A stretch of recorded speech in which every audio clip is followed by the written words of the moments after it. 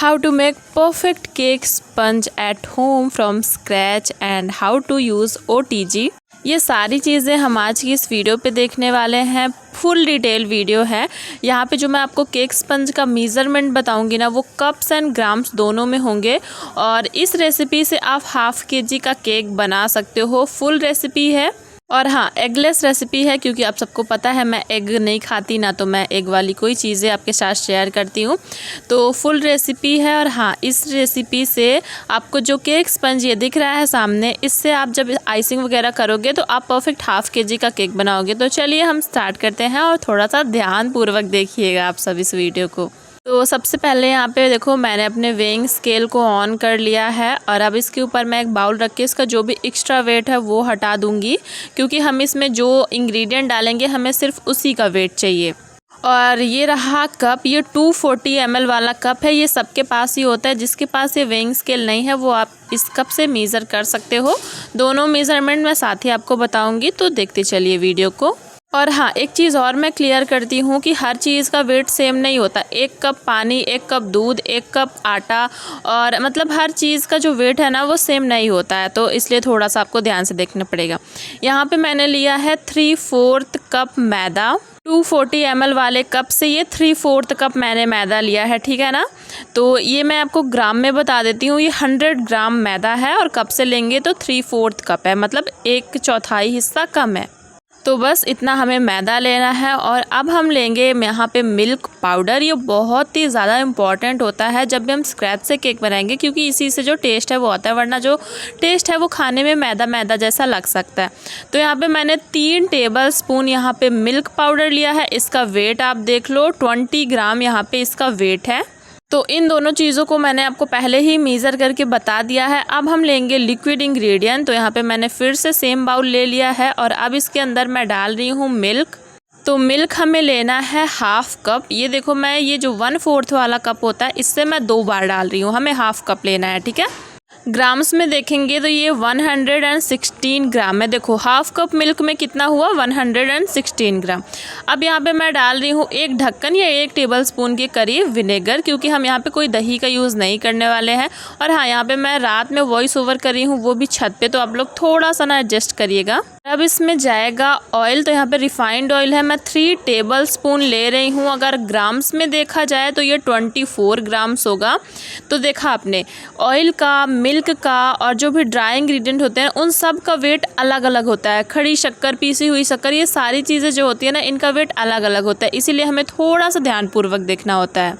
तो यहाँ पे हमने मिल्क, विनेगर और यहाँ पे ऑयल भी डाल दिया है। अब इसमें जाएगी शुगर। तो शुगर को मैंने पीस लिया है, अच्छे तरीके से ग्राइंड कर लिया है, और ग्राइंड शुगर का ही मैं आपको यहाँ पे वेट बता रही हूँ करके। तो अगर मैं आपको कप से बताऊं तो ये हाफ कप शुगर है पीसी हुई, और ग्राम में 75 ग्राम। यहाँ पे पता नहीं मशीन को क्या हो गया था, बट फिर भी आपको दिख गया होगा कि ये 75 ग्राम ही शुगर थी। यहाँ पे मैं देख भी रही थी कि क्या हो गया, बट पूरा वेट जो है ना वो 0 हो गया था, बट फिर भी मैंने आपको मेजरमेंट बता दिया और दिख भी गया था शुरू में। आप अच्छे से देखोगे तो 75 ग्राम शुगर का वेट आपको दिख जाएगा।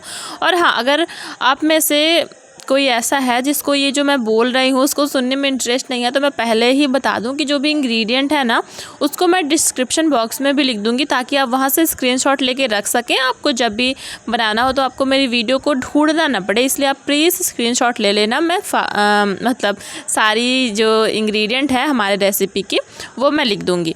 तो उन सब चीज़ों को मैंने अच्छे से मिक्स कर दिया। अब देखो, ये मैंने ले लिया है पैन, मतलब केक मोल्ड। ये 6 इंच का केक मोल्ड है, हाइट इसकी 2 इंच है। आप इसको 5 इंच के टिन में भी बेक कर सकते हो। 5 इंच में काफ़ी अच्छी हाइट आएगी आपके केक की भी, बट आप चाहो तो 6 इंच में भी बना सकते हो। तो यहाँ पे मैंने थोड़ा सा ऑयल ले लिया है, इसको अच्छे तरीके से मैं ग्रीस कर रही हूँ। और यहाँ पे मैं कोई बटर पेपर कुछ भी एक्स्ट्रा नहीं डालने वाली हूँ। वैसे तो हम ऐसे ही बना सकते हैं, अच्छे से ये डीमोल्ड हो जाएगा, बट आप सबके लिए मैं ये शेयर कर रही हूँ कि आप इसमें थोड़ा सा मैदा जो है ना वो डस्ट कर देंगे, तो आपको बटर पेपर की ज़रूरत ही नहीं पड़ेगी। आपका कैसा भी केक हो वो बहुत ही ईजिली डीमोल्ड हो ही जाएगा, वरना आप सिर्फ ऑयल से भी काम कर सकते हो या फिर आप ऐसे मैदा भी लगा सकते हो। तो ये हमारा केक मोल्ड भी तैयार हो चुका है और अब चलिए हम बैटर बनाते हैं। तो ये जो भी लिक्विड इंग्रेडिएंट हमने मिक्स किया था, मिल्क वगैरह सारा कुछ, इसके ऊपर मैंने यहाँ पे एक छन्नी रख ली है और अब हमने जो ड्राई इंग्रेडिएंट रखे हुए थे, मैदा और मिल्क पाउडर मिक्स किया था मैंने, वो मैं इस छन्नी के ऊपर रख रही हूँ। ठीक है, वैसे मैंने मैदा और मिल्क पाउडर को अलग बाउल में इसलिए दिखाया क्योंकि मुझे एक्यूरेट आपको मेज़र करके दिखाना था, बाकी कुछ नहीं। आप डायरेक्ट भी ऐसे छन्नी के ऊपर रख के छान सकते हो। तो अब हम इसके ऊपर डालेंगे बेकिंग पाउडर और बेकिंग सोडा। तो 1 टीस्पून आपको बेकिंग पाउडर लेना है। ध्यान रखना, टीस्पून टेबल स्पून दोनों अलग होते हैं, तो आपको टीस्पून मतलब छोटी चम्मच लेना है बेकिंग पाउडर। और अब उसका भी आधा ये है बेकिंग सोडा। ये खुले वाले पैक में आया था, मैंने इसको इस तरीके के कांच की बर्नी में भरा हुआ है। तो 1/2 टीस्पून मतलब आधी छोटी चम्मच यहाँ पे हमने लिया है बेकिंग सोडा। फिर से मैं रिपीट कर दूं, 1 टीएसपी हमें लेना है बेकिंग पाउडर और 1/2 टीएसपी हमें लेना है बेकिंग सोडा। और बस इन सभी चीज़ों को हम अच्छे से छान लेंगे। यहाँ पे मुझसे एक गलती हो गई थी, आजकल बारिश का मौसम चल रहा है, तो मैंने यहाँ पे मिल्क पाउडर को मैदे में मिक्स कर दिया था ना, वो थोड़ा सा ऐसे गुठली गुठली जैसा हो गया था। तो आप प्लीज़ ये मत करना, आप डायरेक्ट जब छन्नी के ऊपर रख के छानो तभी सारी ड्राई इंग्रीडियंट आप ले लेना। बट मुझे थोड़ा अलग से आपको वेट करके दिखाना था, इसीलिए मैंने इसको अलग ड्राई इंग्रीडियंट के साथ मतलब मैदे के साथ छाना था। फिर भी जितना हुआ मैंने छान लिया। ये थोड़ी सी गुठली रह गई तो मैंने इसको निकाल दिया। और अब वेट हमारा कम ना हो इसीलिए हमने 1 टीस्पून के करीब फिर से मिल्क पाउडर इसमें ऐड कर दिया है, क्योंकि उतना तो हमने अभी निकाल दिया है। तो बस अब इतने ही इंग्रेडिएंट जाते हैं और इसमें ही आपका केक स्पंज जो बन के तैयार होगा। अब हमें विस्कर से इसको अच्छे तरीके से मिक्स करना है, बिल्कुल हल्के हाथों से, लाइट हैंड से आप करना। तो यहाँ पे हमने टोटल 8 इंग्रेडिएंट्स का यूज़ किया है, जिसमें है 4 हमारे ड्राई इंग्रेडिएंट और 4 है हमारे लिक्विड इंग्रेडिएंट्स। ठीक है, शुगर को भी मैंने लिक्विड में ही गिना है क्योंकि उसको हम लिक्विड के साथ ही मिक्स करते हैं। तो ये देखो हमारा जो बैटर है वो बिल्कुल रिबन लाइक कंसिस्टेंसी में आ गया है। और अब इसमें मैं ना वनीला एसेंस ऐड कर रही हूँ। अगर आपके पास ये नहीं है तो कोई बात नहीं, आप यहाँ पे थोड़ी सी इलायची का पाउडर भी ऐड कर सकते हो, ये टोटली ऑप्शनल है। बट अगर आप वनीला केक स्पंज यहाँ पे मैं शेयर कर रही हूँ, इसीलिए मैंने यहाँ पे वनीला ये जो एसेंस होता है उसका यूज़ किया है।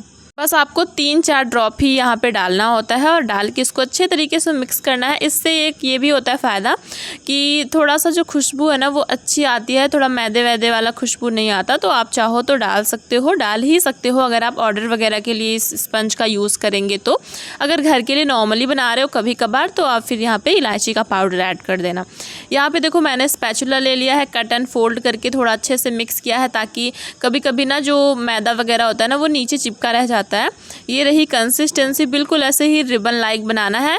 यहाँ पे मैंने एक्स्ट्रा मिल्क वगैरह कुछ ऐड नहीं किया है, जो हमने 1/2 कप मिल्क लिया था ये उसी का बैटर है, बाकी यहाँ पे एक्स्ट्रा कुछ भी नहीं ऐड है। तो चलो अभी हम इसको ट्रांसफ़र करते हैं अपने केक टिन में। देखो मैंने कोई बटर पेपर का यूज़ नहीं किया है, डायरेक्ट इसको हम अपने केक टिन में ट्रांसफ़र कर देंगे। अब हल्का सा इसको मैं टैप टैप कर दूंगी, इससे थोड़े से जो एयर बबल्स होते हैं ना वो निकल जाएंगे। और हाँ, अगर आप इसको 5 इंच के टिन में बेक करेंगे तो थोड़ी इसकी हाइट और अच्छी आएगी और आपका केक भी परफेक्ट बनेगा। तो अब हम इसको बेक करेंगे अपने OTG में। आप इसको गैस पे भी बेक कर सकते हो। गैस पे बेक करने के लिए सिंपली आपको लो फ्लेम पे पहले प्रीहीट करना है 5-6 मिनट। उसके बाद ये केक टिन को उसके अंदर रख दो और 30 मिनट के लिए लो फ्लेम पे ही बेक करना, इस बात का ध्यान रखना। मेरे OTG में ये 4 नॉब है, तो मैं सिंपल से आपको सेटिंग बता देती हूँ। ऊपर वाला जो है ना फैन मोड मैं नहीं ऑन करती हूँ, उसको मैं बंद ही रखती हूँ।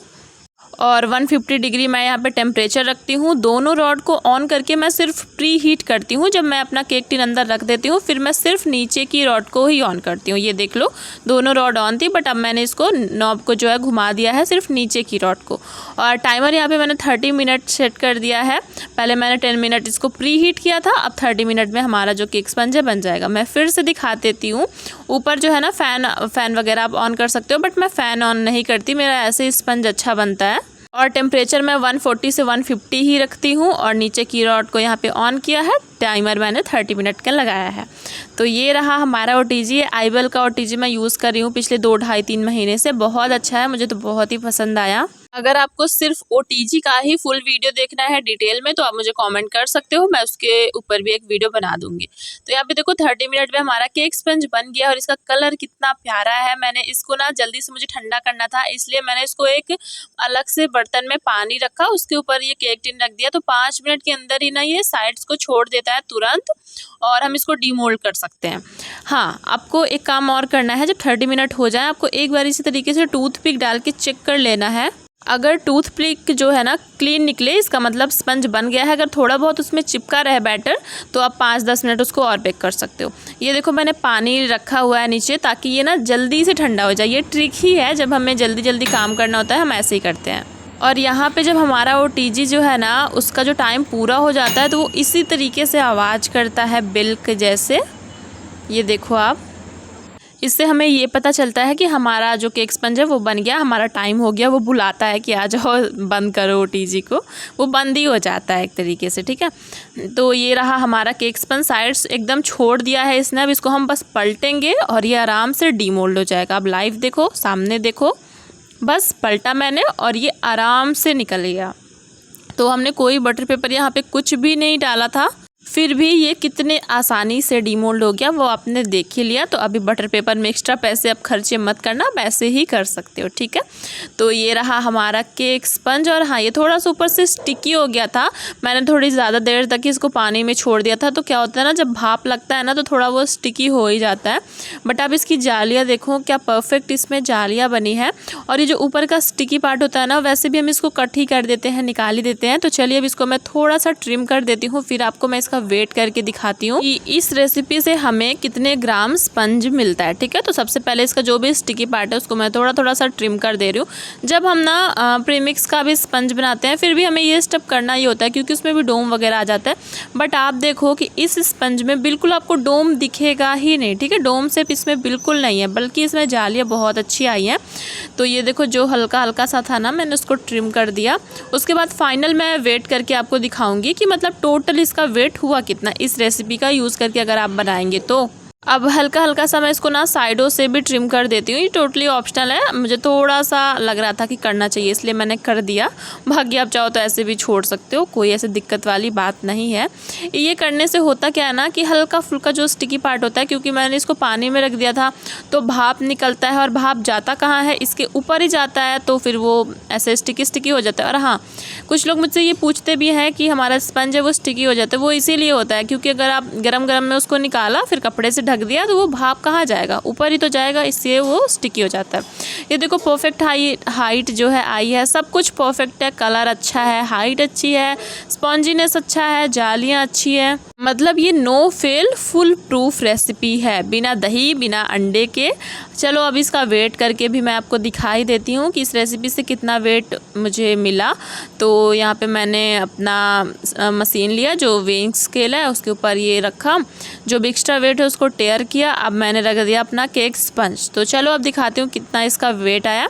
तो 300 ग्राम मान के चलो कि 300 ग्राम इसका वेट आया, क्योंकि 1-2 ग्राम इधर उधर होता रहता है। तो अब जब इसमें आप क्रीम लगाओगे तो आपका ½ kg का जो केक है वो आपको मिल जाएगा। आई होप आपको ये वीडियो पसंद आई होगी तो प्लीज़ एक लाइक करके एक कमेंट ज़रूर कर देना, मुझे बहुत अच्छा लगता है आप सबके कमेंट्स को पढ़ के। तो thank you so much for watching this video, और इस तरीके के और अमेजिंग वीडियो देखने के लिए चैनल को सब्सक्राइब ज़रूर कर लें। Thank you so much.